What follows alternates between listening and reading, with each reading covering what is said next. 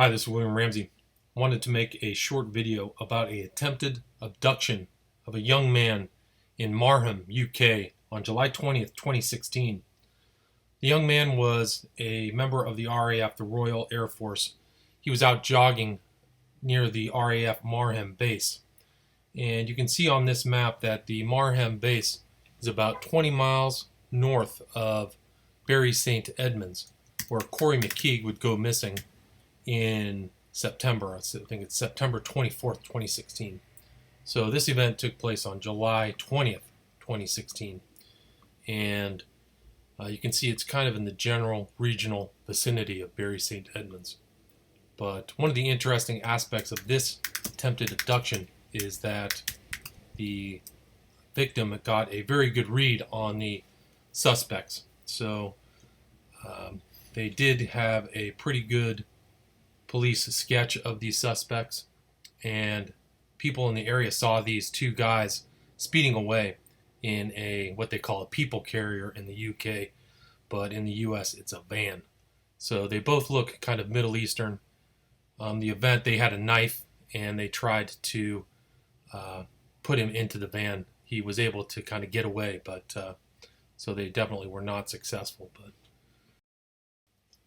here's a video of a local police officer talking about the attempted abduction on July 21st, 2016, the day after the event. It involved a serviceman from Royal Air Force Marham, and we are investigating the attack of that serviceman by two males involved in the attack on that serviceman yesterday afternoon at Squires Hill, just outside the perimeter base at Royal Air Force Marham. And how extensive is the manhunt? How far are you throwing the net? Well, we open all lines of inquiry into such reports. The Joint Major Investigation Team is taking the lead in this with Norfolk Constabulary, and that's the level of seriousness that we are treating this incident. This is a criminal investigation with our main line of inquiry being treated as attempted abduction at this time. Is there an imminent threat to personnel at RF Marham, and if there is, what are you doing about it? Well, clearly after such an attack, the vigilance at the RAF Marham and in terms of the wider military community will be enhanced. But in terms of the threat to national security and in particular to military, there has been no change in terms of the security threat following this incident today. Here is the Assistant Chief Constable talking about the incident. We continue to investigate an incident at RAF Marham which occurred yesterday. Our main line of investigative inquiry is at this time being treated as attempted abduction. Police were called just before 3:30 p.m. to reports of a serviceman who had been attacked whilst out on a run. The incident happened at Squires Hill, just outside the perimeter base of RAF Marham, when the serviceman was approached by two men.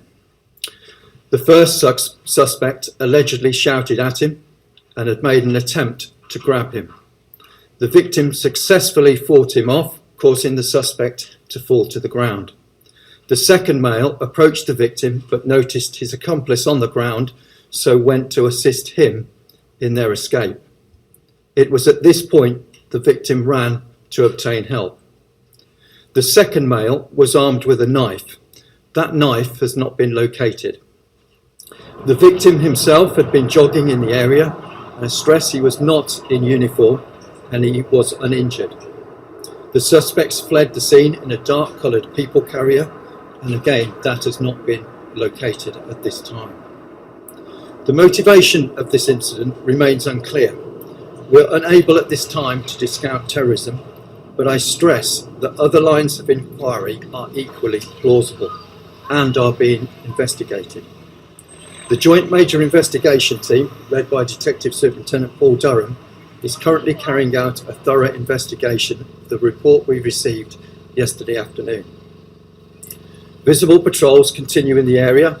There is currently an ongoing search, house-to-house inquiries ongoing, and at this time the road remains closed for us to conduct our inquiries.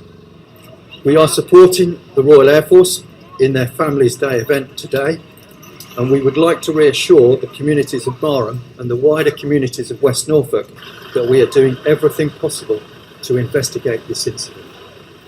These incidents are thankfully rare, and hopefully the public can be reassured that we are treating this with the utmost seriousness.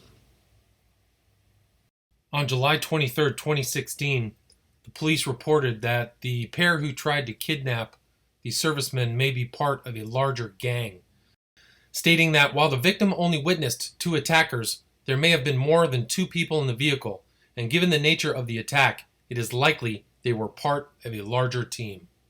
This attack occurred 2 months before the disappearance of Corrie McKeague in Bury St. Edmonds, and may be related to that disappearance and other disappearances in the UK. Thank you for watching. Please subscribe to the channel and share this video if you like it. Thank you.